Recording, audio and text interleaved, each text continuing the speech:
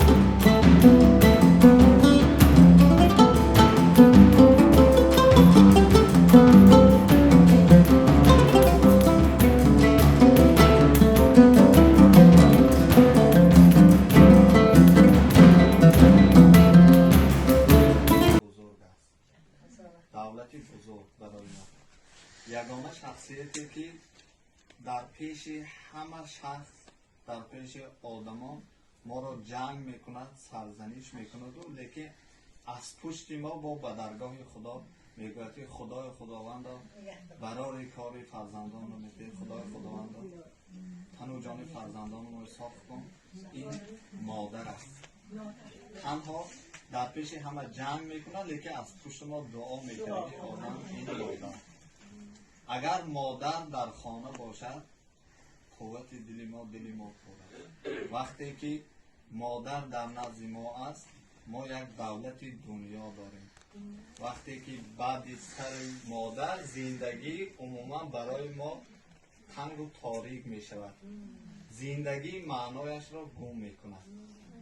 برای همین هم تا وقتی که مادران ما زنده، ما باید قدر مادر را دانیم، قدر مادر بزرگوار را دانیم. میگویم که نمیگویم ایا مادر که تو پیر گشته ای اکنون، نمیگویم ایا مادر که تو پیر گشته ای اکنون،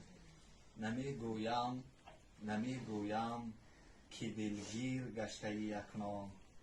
سخنهای تو را مادر نویسم با زر و زیور، ولیکن برای تو سخنهای تو عزیزتر از همه گوهر. بیاد دارم ایا مادر که بودی خوشقد و زیبا، بیاد دارم ایا مادر که بودی خوشقد و زیبا، نبینی غصه و غم را در این دنیا. و جشن زادروز مادر بزرگوار از نام خودم، از نام تمامی حاضرین، از نام تمامی فرزندان و دختران و پسران و ندیرگان، مادر بزرگوار جشن 65مین سالگرد شما را مبارکباد میگویم. از درگاه خداوند برای شما اولا تمام شیرینی های بهترین زندگی را، تمام شیرینی هایی که خداوند برای بندگانش عطا کرده است خواهان هستم. من مادر بزرگوار چند بار گفتم و باز میگویم، شما فخر کنید که فرزندان با یک تعلیم و تربیت بلند به روی رسانید و امروز از دور هم باشد شما را یاد میکنم، از پی شما هستم. از نام پی شهر مخصوصا تبریک میگویم. ما به خاطر پی شهر امروز اینجا حضور داریم. تمام همین صوفا از نام فرزندان شما، از نام تمام نبیرگان، از نام دخترها، از نام پسران برای شما تقدیم می‌گردد. 100 ساله های دیگر بالای فرزندان سایگان باشید و هیچ وقت روزی کمیه نبینید. من امید میکنم که هم اپی شهرهای من بسیارتر میشناسم، با من اپی عزیز ما همین جنده فرزندان شما بهترین انسان ها هستند که در دنیا شخصانی هستند که به یک نگاه مادر و یک سخن مادر، برای یک دعای مادر، عموما برای یک خنده مادر زارم.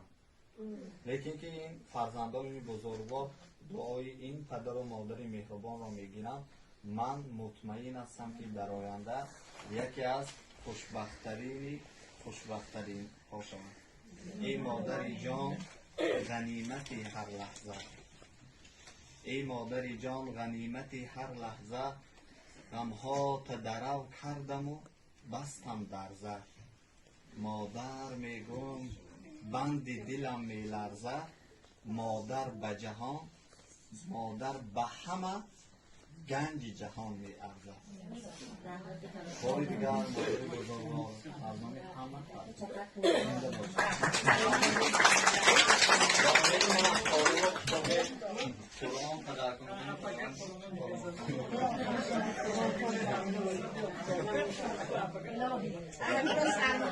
بسم الله الرحمن الرحیم.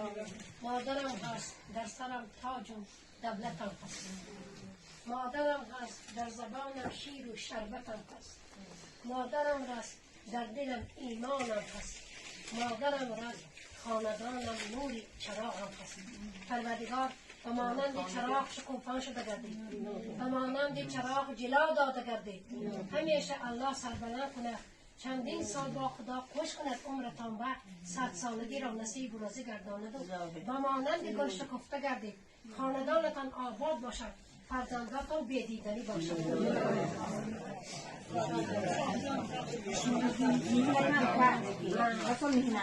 مهنت شما راحت عجبا به خدا مناسب کند، خانه عجب نصیب راضی گرداند.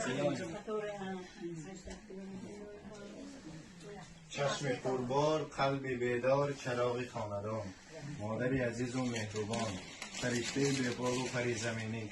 امروز گروه میرپیوند از نام نبیرگان خاصتا خسرو جان، خوشبخت جان، عبدالواسط برای تبریکات شما آمدم. مادری عزیز و مهربان، بگذار همیشه سلامت و سربلند و خانه آباد باشد. بگذار خداوند کریم و کل آرزو و آرمان‌های نیکتان برساند. بگذار خداوند کریم دولت پیری بی‌گزند را نصیب بگرداند. بگذار سال دیگر همین با دستگیری نویرگان و فرزندان و خانه خدا بگذار روید و همیشه نویرگان و فرزندانتان هم در پناه اسمتی خداوند کریم همیشه نکونا و سربلند باشند. زادروزتان یک بار دیگر مبارک باشد.